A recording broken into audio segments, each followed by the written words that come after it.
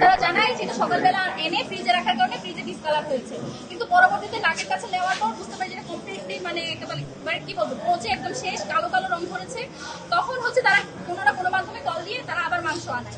যেটা আমি বাতিল করে দিছি এটা আবার এনে আসলো করতে, এই কারণে আমাদেরও সিসি ক্যামেরা আছে, নিশ্চয়ই কেউ এটা ষড়যন্ত্র করে এখানে এটা করে, নাহলে মিডিয়ারা জানলো কেমন এবং ছাত্ররা কেমনে জানলো। প্রথম যখন আসছি তখন কিন্তু তারা সরাসরি বলেছে যে এই মাংস রান্না করা হবে, তারা খাওয়ানো হবে, তখন তারা একবারের জন্য স্বীকার যায়নি যে মাংসটা নষ্ট।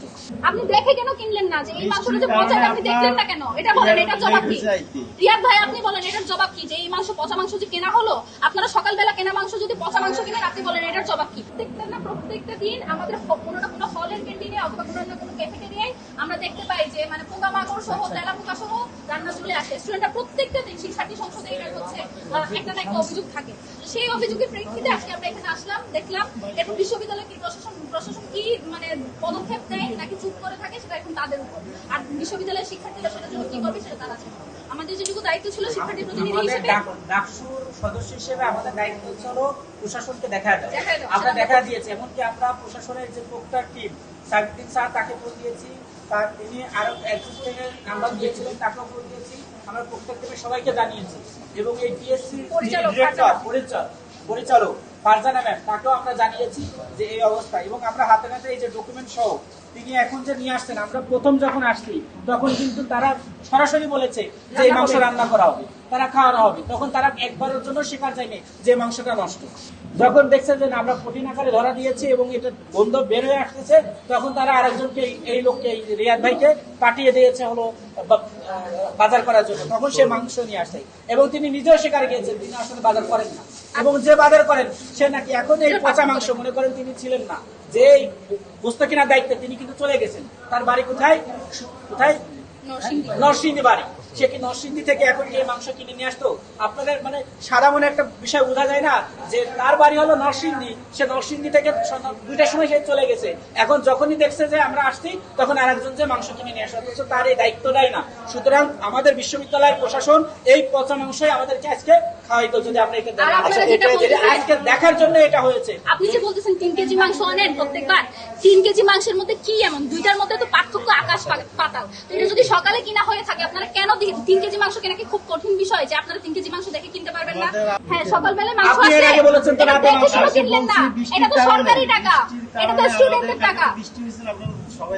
আপনি দেখে কেন কিনলেন না যে এই মাংসটা যে পচা, আপনি দেখলেন না কেন? এটা বলেন এটার জবাব কি? রিয়াদ ভাই আপনি বলেন এটার জবাব কি যে এই মাংস পচা মাংস যে কেনা হলো? আপনারা সকালবেলা কেনা মাংস যদি পচা মাংস কিনেন আপনি বলেন এটার জবাব কি?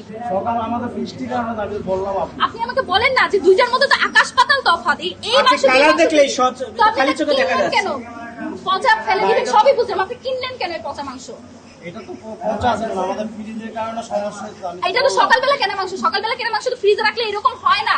সকালে আমরা তো রান্না বান্না করি, আমরা তো জানি। মাংসটা আসে আপনার প্রায় 1-2 ঘন্টা থাকে, সকাল বিকালে রান্না করতে 1-2 ঘন্টা তো থাকে না। 1-2 ঘন্টা কি মাংস এরকম পচে যায়? এরকম হয়ে যায়? তার চেহারা কি 1-2 ঘন্টার চেহারা কেমন হয়? এরকম হয়, এই যে পচা কালো হয়ে গেছে মাংস ফ্রিজে বছরের পর বছর আপনি খেয়ে যান এই জায়গা থেকে খান না, তাহলে আপনি বুঝবেন কিভাবে? আপনি ঢাকা বিশ্ববিদ্যালয়ের শিক্ষার্থীদেরকে এসব খাওয়াচ্ছেন। এতদিন যে করে নাই সেটা তো কোনো নিশ্চয়তা নেই কি করছে, বলেন কি করবেন? ফারজানা আপাকে কল দিয়েছিলাম, বলছে তিনি কই জানি যাবেন, তিনি আসতে পারবেন। আপনারা যে রান্না করেন আপনাদের হাইজিন নাই, এই হলো অবস্থা।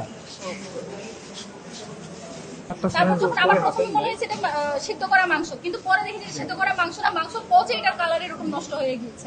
তখন তাদের কাছে জিজ্ঞেস করি যে মাংস রান্না করা হবে কিনা, কি কারণে এরকম পচা দেখা যাইতেছে।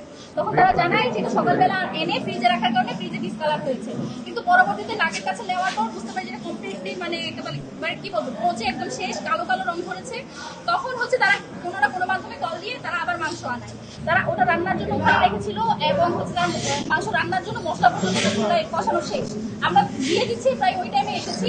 আসার পরে তারা স্বীকারও করেছে যে এটা রান্না হবে, কিন্তু একটু পরে এখানকার পরিচালক না, যিনি ম্যানেজার আছেন, তিনি এসে বলেন যে এই মাংস রান্না হবে না, তারা মাংস আনতে পাঠিয়েছে। তারপরে আপনারা তো দেখলেন যে 30 মিনিট পরে মাংস এলো, এখনো পর্যন্ত তারা সকালবেলা যে মাংস এনেছে সেই মাংস পচা মাংস কেন কেনা হয়েছে, সেই মাংসটা কখন কেনা হয়েছে সেটার যে রিসিট, সেটার যে ভাউচার, সেটাও দেখাতে পারে নাই। আর আপনারা তো স্টোর রুম দেখতেই পেয়েছেন সেটার কি অবস্থা। এই যে বিশ্ববিদ্যালয়ের এখন যে প্রত্যেকটা ক্যাফেটেরিয়া, প্রত্যেকটা হচ্ছে হলের যে ক্যান্টিন গুলো, সেগুলোর যে অবস্থা মোটামুটি সবগুলোরই এরকম। কিছু কিছু হয়তো ডাক্তার আসার পরে রক্ষণাবেক্ষণ কিছুটা বেড়েছে, কিন্তু এই যে কলাভবনের যে ক্যাফেটেরিয়াটা সেটা হচ্ছে কোনো পরিবর্তন আসে নাই। আজকে যেরকম আপনারা দেখতে পেয়েছেন তারা প্রায় প্রত্যেকদিন এই ধরনের মাংসই রান্না করে। তো আজকে আমাদের যেটুকু দায়িত্ব ছিল ছাত্র সংসদের প্রতিনিধি হিসেবে শিক্ষার্থীদের কাছে দেখানো যেখানে কি মাংস রান্না হচ্ছে, ডক্টরিয়াল বডিকে এনগেজ করা, এখানে যে পরিচালক যেটা আমি বাতিল করে দিছি এটা আবার এনে আসলো করতে। এই কারণে আমাদেরও সিসি ক্যামেরা আছে, নিশ্চয়ই কেউ এটা ষড়যন্ত্র করে এখানে এটা করে, নাহলে মিডিয়ারা জানলো কেমনে এবং ছাত্ররা কেমনে জানলো। এখন এই জিনিসটা কেমনে আসলো, কোত্থেকে আসলো, আমি যেটা বাতিল করছি আমি কিন্তু পাবো। কারণ হলো আমার তো ছাত্র করে খাওয়াই, এটা পরীক্ষা করে খাওয়াই, বাতিল করে আমি সরাই দিছি, এটা দিছি যে নাকি মাংসটা আনে, এটা তো সরকারি মাল, এটা আবার কর্তৃপক্ষরে দেখাইতে হয় যে মাংসটা নষ্ট, এটা বাতিল না। বলে রাখছি যে স্যারের দেখাইয়া আমাদের এখানে তো গরিব স্যার আছে না, ওটা বাতিল করে আমি নতুন মাংস আনাইছি ভাই। নষ্ট এটা কর্তৃপক্ষের ইন্দুরে মানে পুরো ভোগলা করে লাইছি, কারণ ফ্রিজ ইন্দুরের যন্ত্রণা আমরা করতে পারতেছি।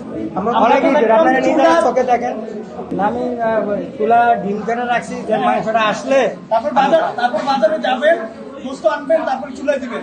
জি। মানে আগেই চুলায় রেডি, তারপরে বাজারে যাবেন, তারপর গোস্ত এনে এখানে দিবেন। হ্যাঁ, গোস্তটা তো আনতে আমরা তো এটা আগে রেডি করছি যে মাংস তো আইছে সকালে। হ্যাঁ, মাংসটা সকালে আসছে, আমরা 2টা পর্যন্ত আমাদের ডিউটি, 2টা থেকে রাত 10টা পর্যন্ত।